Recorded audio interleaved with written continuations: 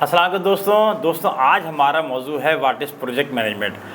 Project management ویسے تو کیا ہے کہ انفیکٹ یہ جو آپ سنتے ہوں گے نا جناب، سی پیک کے طرح گوادر کی بندرگاہ بن رہی ہے اور وہاں پہ ایکسپورٹ زون بن رہا ہے، اور حیدرآباد سے لے کے سکھر تک کا جو ہے وہ موٹر وے اپروو ہو گیا ہے، اور جناب کوہاٹ سے لے کے اور میاں والی تک کا جو ہے وہ ہمارا کوئی اور موٹر وے ہو گیا ہے۔ یہ سارے پروجیکٹس ہیں، چاہے وہ ڈیمز ہوں، چاہے وہ پاور ہاؤسز لگ رہے ہوں، یہ ایک پروجیکٹ ہے مینجمنٹ میں آتے ہیں، اور یہ ایک ٹیکنک ہے، یہ ایک بہت بڑی سائنس ہے، اور اس کے ساتھ ہم جو ہے نا وہ آرٹ بھی ڈالتے ہیں، تو بھی جا کے اتنے بڑے بڑے پروجیکٹس ہیں جس میں ایئرپورٹس بھی ہیں، جس میں جگوار، جس میں جو ہے وہ ہمارے بہت سارے ہوائی جہاز بھی ہوتے ہیں، سارے اس میں تیار ہوتے ہیں۔ The application of process, methods, skills, knowledge and experience to achieve a specific task. Specific task جو ہے نا وہ ہے، دیکھیں اس کا آؤٹ کم، ٹھیک ہے، یہ ہے جو ہے نا known as the project management. ہم جب اسٹوڈنٹس تھے تو ہم اسے یاد کرتے تھے PMSKE، یعنی P for process, M for methods, اور S فار اسکلس، اور K فار نالج، اور E فار ایکسپیرئنس۔ یہ 5 چیزوں کا جو مجموعہ ہے یہ ہے پروجیکٹ مینجمنٹ۔ اب پروجیکٹ مینجمنٹ سے پہلے ہم تھوڑی سی عوامی بات کرتے ہیں۔ فرض کریں، اچھا آپ کو پتہ ہوگا کہ دریائے سندھ پہ جو آخری بیراج ہے وہ کہلاتا ہے غلام محمد بیراج یا کوٹھی بیراج، جو حیدرآباد شہر اور کوٹھی کے درمیان میں۔ اس میں سے تقریباً 4 نہریں نکلتی ہیں، جو شروع میں تو 3 ہی نکلتی ہے، ایک کراچی کو جاتی ہے اور وہاں پانی سپلائی کرتی ہے، اور 2 جو ہے وہ بدین کی طرف اس طرف جاتی ہیں۔ یہ 1950 کی دہائی میں بنا ہے۔ اگر ہم آنکھیں بند کریں، ہم کہیں بھی 1950 کی دہائی میں اب شروع ہوگا اور آپ اور میں ہی اس کے پروجیکٹ مینیجر ہیں، ڈائریکٹر ہیں، تو کیا ہوگا؟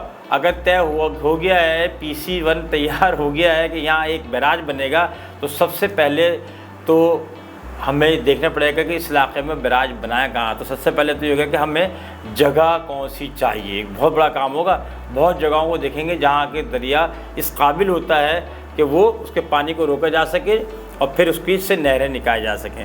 پھر ہم اس کا ڈیزائن بنائیں گے جناب، پھر اس کا جو ہے ہم جو ہے نا اس کی زمین کی خریداری کریں گے، پھر جہاں نہریں نکالنی ہے اس کی خریداری کریں گے، پھر نہریں جو ہیں جو آرٹیفیشلی ہیں وہ بنائی جائیں گی، ہوا کا پانی کا رخ رہے گا۔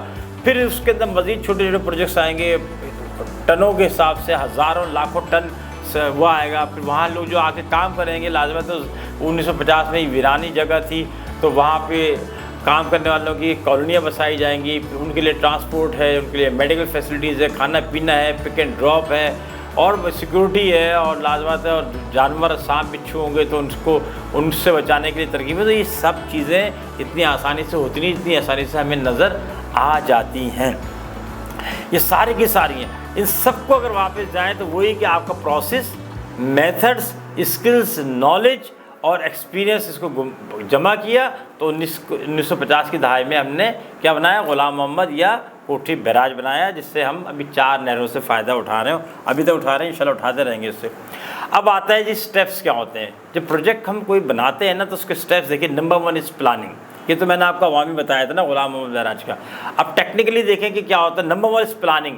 آپ اس پروجیکٹ کو پلان کرتے ہیں، چاہے وہ کراچی کا نیا ایئرپورٹ ہو، چاہے وہ جو ہے کوئٹہ سے لے کے اور جناب قلعہ سیف اللہ تک کا جو ہے ایکسپریس وے بن رہا ہو، تو یا جو ہے نا کوئی ہم جہاز بنا رہے ہوں، یا ہم خلائی اسٹیشن بنا رہے ہوں، اس سب کی پلاننگ کرنی پڑتی ہے۔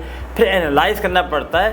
ہر پروجیکٹ کا ایک ROI ہوتا ہے، یعنی ریٹرن آن انویسٹمنٹ، کہ یہ جو کام ہم کرنے جا رہے ہیں، یہ جو اتنے پیسے ہم لگا رہے ہیں 100 روپے، اس کے بدلے میں ہمیں فائدہ کیا ہوگا؟ مانیٹری فائدہ دیکھ لیں، یا آپ کو اور قسم کا ہوتا ہے بعض دفعہ، تو وہ سارے فائدے کیا ہوتے ہیں۔ تیسرا ہے پھر اس کے ڈیزائن بہت اہم ہوتی ہے۔ تو یاد رکھیں، پہلا تھا پلاننگ، دوسرا تھا اینالائز کرنا، اور تیسرا ہے اس کی ڈیزائن کرنا، چوتھا ہے ڈیولپمنٹ۔ پھر آپ اس کے ڈیولپمنٹ کے کام شروع کر دیتے ہیں کہ ہم نے کیا کام کرنا ہے، اس کو آرگنائز کیسے کرنا ہے، پہلے کہاں جانا ہے، اور اسی میں ہم ایک پروٹوٹائپ بھی بنا رہے ہوتے ہیں۔ اس کا بھی پروٹوٹائپ کبھی حالانکہ کے پاس بنا تھا، اور اریگیشن والوں نے اس کا ماڈل بنایا تھا کس طرح بنے گا۔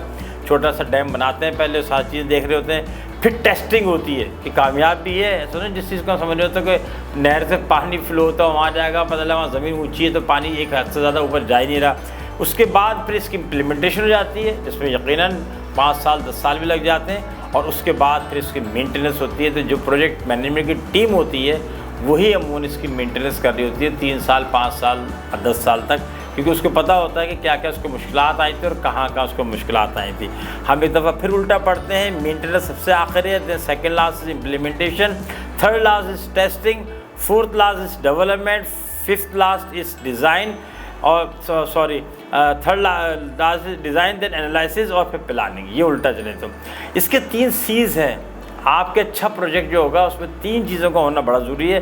کلیئرٹی, پتہ ہو کرنا کیا ہے, چاہے اس کی پلاننگ ہو, انالائز کرنا ہو, چاہے ڈیزائن ہو.